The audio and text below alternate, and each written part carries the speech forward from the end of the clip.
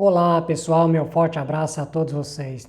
Pessoal, eu estava esses dias conversando aí com um amigo meu, né, sobre a respeito da Bíblia e sobre alguns pontos que eu estudo na Bíblia. E esses pontos que eu analiso, que eu estudo, pessoal, segundo a própria ciência. Então são alguns pontos que você tem que aprender. Por exemplo, a etimologia que você estuda, né, a parte ali da escrita, da evolução da escrita. Então você vai estudar a etimologia. E aí, pessoal, nós estávamos falando sobre Moisés, né? O porquê que ele acreditava em Moisés. Então ele fala o quê? Eu acredito em Moisés. Então gera o quê? Crença. Então quando a gente estuda, pessoal, faz uma pesquisa investigativa da Bíblia, a gente não usa a crença, não usa a fé. A gente vai usar a ciência, que é, por exemplo, da escrita, a etimologia, né? Por exemplo, a respeito de Moisés. Moisés, aproximadamente ali antes de Cristo, há 1.200 anos, né? A história do Êxodo. Então a gente pega 1.200 anos antes de Cristo e vai estudar o quê? Os documentos que possa provar, né? Na etimologia escrita da época deles, conforme é a escrita da época deles ali, como que eles escreviam, usando a ciência da etimologia. Nós usamos também, pessoal, a arqueologia também, que são as escavações, né, que vão fazer, provando, né, algo que tem acontecido lá no passado há cerca de 1.000 anos, há cerca de 1.200 anos antes de Cristo. Então, na época dele, né, que supostamente, né, Moisés, né, existiu, supostamente o êxodo aconteceu. Então, tudo nessa época aqui, pessoal, a gente vai estudando. Então, a gente usa a ciência. A gente não usa a crença, não usa a fé. Porque quando usa a fé, pessoal, as pessoas geralmente ela vai fugir do assunto. Por quê? Quando a gente começa a mostrar que algo que a pessoa acredita não é verdade, a pessoa fica chateada com a gente, Então, quando eu estava conversando com ele a respeito de Moisés, e eu mostrei o porquê não dava para crer, porque gera crença na história de Moisés, porque pela ciência, na arqueologia, pela etimologia, né, que a gente estuda, tudo isso que a gente vai pesquisando, os documentos que possa provar na época de Moisés, ali, Moisés não existiu, o êxodo não aconteceu. Aí ele fala, não, mas é porque é o seguinte, ele falou para mim, é porque na época do Egito, o povo lá, eles apagavam, né? O Egito apagava, quando eles eram derrotados, eles apagavam a história, não deixavam a história prosseguir ali, né? A história ficava e falava, não, mas não tem como apagar a história. Porque na época do Egito, eles escreviam o quê? Nas pedras. E Moisés, quando ele sai do Egito, segundo a narrativa que eu pesquisei aqui, ele sai por volta de 40 anos. Então ele assassina o egípcio ali e foge. Depois de 40 anos vivendo lá na casa de Jetro, Reuel, né? Ele volta com 80 anos e resgata o povo. Resgata o povo, tirando o povo do Egito, segundo a narrativa da Bíblia. Então eles ficam ali, pessoal, não entram na Terra Prometida, ficam vagando pelo deserto ali durante 40 anos.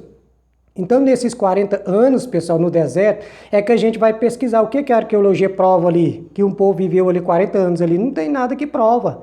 Então é nesse ponto que a gente começa a pesquisar, nesse ponto que a gente vai analisar também a papirologia, né, que analisa os papiros também, não tem, pessoal, nada que prova. Os documentos que vai dizer que Moisés escreveu, que Josué escreveu, pessoal, é a partir ali do segundo século ali, 200 anos antes de Cristo. Ou seja, 200 anos antes de Cristo que começou a montar a história de Moisés, na história do Gênesis ali, 200 anos antes de Cristo, pessoal. 200 anos, há 300 anos aproximadamente, ou seja, nós temos em torno aí, então, de antes de Cristo, há 1.000 anos de história que não foi escrita, nem nas pedras e nem em papiros. Então, aproximadamente é 200 anos antes de Cristo, há 300 anos que eles vão começar a escrever as histórias de Moisés, né, de Josué.